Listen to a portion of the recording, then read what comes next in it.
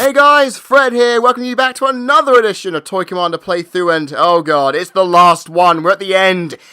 Hard to believe really, isn't it?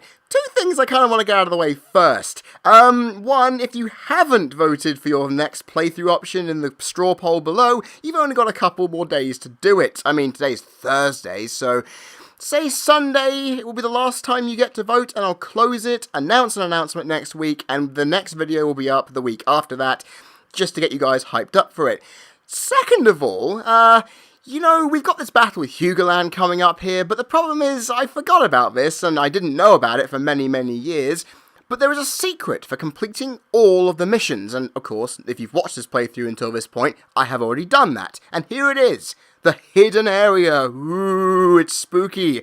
Yeah, it might be, but the fact is, we need to go in there and check it out, because I really don't want to go through the final boss without going through this, because it's an extra area. I don't want to just leave it until like afterwards, like a bonus, because it might come in useful. Let's check it out, and hope to God it gives us something useful.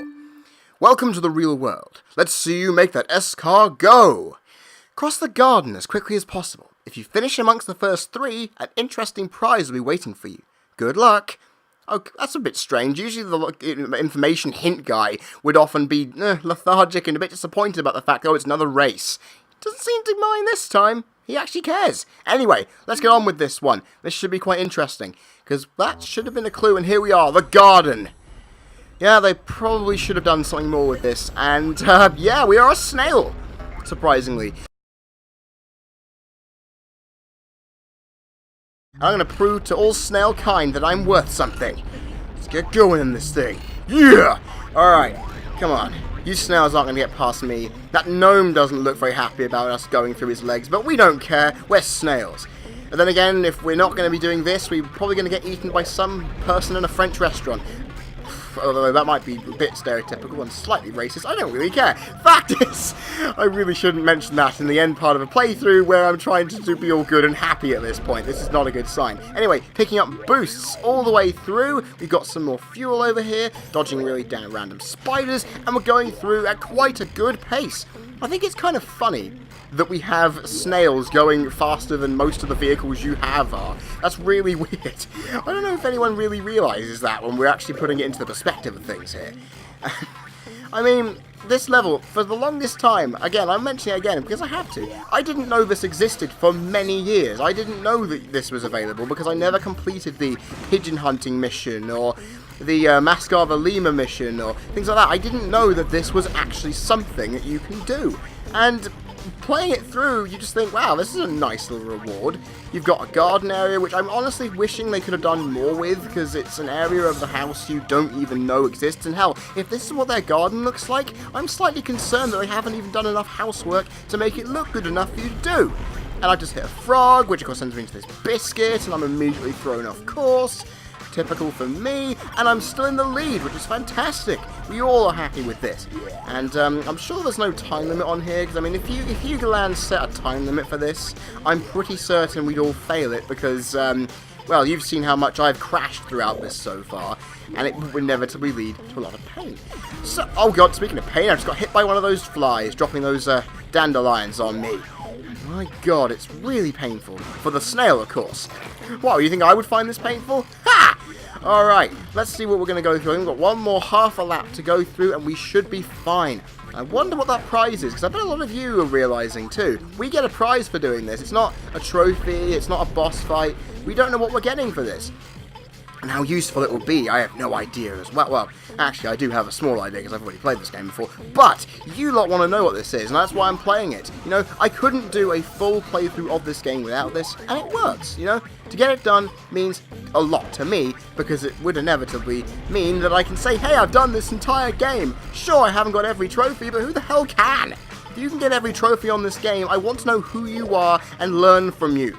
So, we're going through this tree trunk, past these, like, rocks or turnips or whatever the hell those things are, round this bend, going across the 2-minute 48 mark, and we have done it!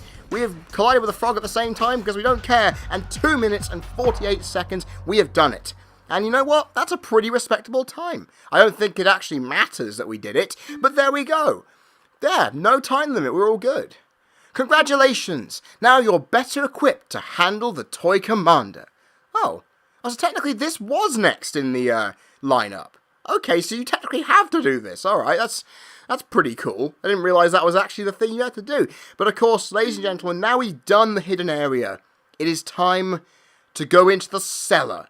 Because obviously the villain has to be in the lowest, deepest depths of the house. It's just iconography for a villain, isn't it? Anyway, let's go in. I pressed the A button, nothing happened. Is he trying to stop me through telepathy, like that guy from Metal Gear Solid? Who knows? Fact is, let's go. So, Guthie, here we are, face to face at last. It was inevitable. The title of Toy Commander is at stake. You may have proved yourself blank courageous, that's probably some kind of swear word there, throughout these challenges, but this time, you're up against me. Now, if you lot have been paying attention, you would have noticed every time I defeated a boss, he mentioned he was on our side, and I tried to obviously joke around that I had no idea what that meant. The good thing is, now we know. Because, as you can see, all the bosses we've defeated are right here, looking at us dead in the face, and look at our power area there. Where our missiles are have now been replaced by a battery, because what we won in that snail race is effectively unlimited ammo. Sure, it's a cop-out and effectively is a cheat's way of beating this thing, but of course, we're now better equipped to take HUGOLIN down, and he's in a giant mech, like most evil villains can be. Although it's a very rudimentary mech, if I were to say so myself. Now, I don't dare go anywhere near the front of him, because he's obviously going to shoot at us, and I mean, that's a stupid idea. If you wanted to do a military strategy for taking down this guy, you would definitely not do it via this method. Now, I want to utilise as many of the characters as I possibly can. So, sure, I have unlimited ammo, which means I can shoot at him, and here we go. He's out of this thing. And I'm now going to use Ringolo, because, well, the guy may have been a pain in the arse, but let's see how he does in combat. Now, I don't care if Cyclone gets shot, really doesn't really bother me, as there we are, shooting this guy in his jetpack. HUGOLIN is armed to the teeth here, and we are trying to shoot him in the face, well, not in the face, and there goes the, well, there goes the jetpack, and here, in we go with, well, it's Carter, and, and we've seen the last, ladies and gentlemen, of Ringolo. I mean, that was done on purpose, because I hated that guy's ass. But we at least know what we're doing. Now, the one thing that kind of annoys me about this area is that this level is fantastically big. Why was there no missions down here? I really, really hate the fact this is the only mission you get. Now, what we're doing at the moment is trying to hit his arms. We've got a machine gun turret on one end, and there we go, one of them's gone, and we have a lizard thing on the other. Now, I'm going to use Blackjack, who acts as a plane, a really slow one at that, meaning I have to go circling around here, and as you can see, Cyclone is just standing over there, not giving two fucks. I'm going to shoot him for good measure. I've killed him anyway, but the thing is, once all these guys we have are dead, we are going to die as well, which is really bad for us. You know, this final boss battle with this unlimited ammo is made ever so ridiculous. Now, I'm going to say this right now, I'm low on health here, and Blackjack is just rubbish, so why would I use him anyway? Bugs Buggy, a bastard if there ever was one for a boss fight, and we are now sending him in to destroy the headpiece. Ow, god damn it, I can't get anywhere near this guy, he's moving around too much. And this is the problem with me, showing how bad of a shot I am in the final boss battle. This really doesn't make any sense, but we're going to have to do something because I need to kill this guy. And Pegasus kills HUGOLIN dead. We have nothing wrong with this at all, and he is now done. And, well, what more can I say? I wanted to use Alderac there, but time conspired against me, and I couldn't do much else about it. 2 minutes and 38 seconds. It would have been more epic if we didn't have unlimited ammo, I can assure you of that, but it doesn't really matter at all. And, ladies and gentlemen, we have the title of Toy Commander now. We're okay. And here we go. HUGOLIN is to congratulate us. Congratulations, Guthie. You've managed to beat me at my own game, and the title of Toy Commander is yours once more. I must say, you put up a wicked fight. You'll have to excuse us for a little mutiny mishap. I assure you it won't happen any time soon. We were just feeling ignored. You've managed to make us feel wanted again, and now all of your toys are happy. We worry though, Guthie. We can see you're growing up, and it's important to us that you keep hold of your dreams regardless of what you do, whatever you go through, never forget us, Guthie, and never stop dreaming. Oh, that's lovely, HUGOLIN. At least you've taken some time to actively do this. I feel quite happy for you knowing you've done this now. And don't bow at our feet. You did well, I gotta say. You put up a great fight, but we won in the end, and this is now what happens. The aircraft has finally found its passengers. They're all in the games room. You must go and get them. You're the Toy Commander now. What's this? I complained about no missions in this area. Have we got one? We do. Oh wow, we're a passenger airplane. Now you see my point, guys. Like, why wasn't there a final level here? You know, I mean, look at this room. Look at this room. It's huge. Why couldn't we utilize this? And why is there a time limit? Nonetheless, here is the games room. Look at this. Could you imagine having a giant, huge fort with this football table, and this glass table over here, and a sound system, and a drum kit, and all this stuff? This would have been amazing. In the multiplayer, you can actually play in all this, and it's wonderful. Now, over the mountains we go. We need to park in the hangar, and we have some passengers to save. I believe these are the same people that we saved from certain death in the other parts of the levels. And is that one there in the middle look suspiciously like John Lennon to you guys? Kind of does, and we're going to pick him up anyway. Kind of a good nod to the Beatles there from the guys at No Cliche. Fact is, we're ready to take off, I think. Let's see what happens. Ready to take off? Are we ready to go? Yes, we are. Captain. Captain. Captain. Captain. Captain.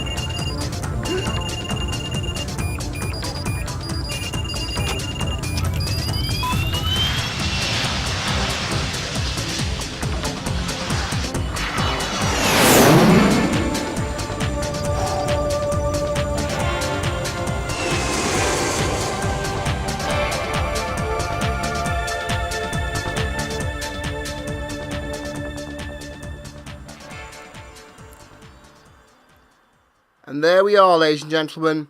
The sun has set. The guys at the Dreamcast No Cliche team are on the screen. We have done it. Toy Commander is finished. And that lovely cutscene just kind of emphasizes the whole thing. If you keep dreaming and through your imagination of what you can do, you can make it. And Guthie did there. He became a pilot and it worked out fine for him. And, well, that's it. Toy Commander is done. And you know what? It's been a really fun journey to go through what has been one of my top 5 favourite games of all time with all of you guys, and I want to thank the guys at No Cliche for making this game. You can see the list of them coming up on the screen now. You can see them all in that picture there, and it's annoying that the company went out of business because I really would have loved to have seen a version of this game on an HD console because it would have looked amazing. Imagine, well, you've seen what the graphics looked like here. For 1998, 1999 quality, imagine what that would look like in a modern day setting. It would be amazing.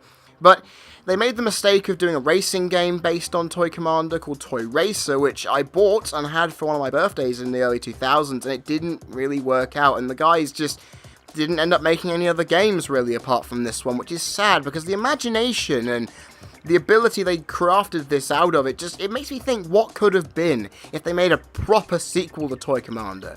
And, you know, it would have been amazing, you know. I mean, I wonder what you guys have thought about this. You know, this playthrough has been really fun for me, but have you guys been interested enough by this game to want to play it yourself? I mean, have you thought that this is worth a great purchase? And overall, I mean, does it show the quality of the Dreamcast to its core that it had a game like this on there? I mean, did you even know about this game prior to me doing this? If you want to throw in any of your 2 cents at me, the comment section is open down below.